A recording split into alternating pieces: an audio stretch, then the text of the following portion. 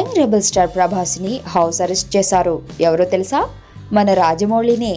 బాహుబలి 2 కోసం house arrest చేశాడు. వివరాల్లోకి వెళ్తే అందరి హీరోలను పరుగులు పెట్టించే రాజమౌళి ప్రభాస్ను మాత్రం ఇంట్లోనే ఉండి బాగా తినమని చెప్పాడట.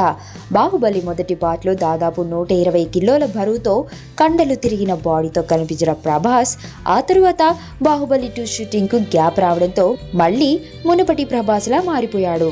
ఇప్పుడు బాహుబలి 2 షూటింగ్ మొదలు పెట్టడంతో మళ్ళీ అంత బరువు కండలు రావడం కోసం తన ఇంట్లోనే డే అండ్ నైట్ కష్టపడుతున్నాడట. అమెరికా నుండి తన బాడీకి సెట్ అయ్యే జిమ్ ఐటమ్స్ తెప్పించుకున్నాడట.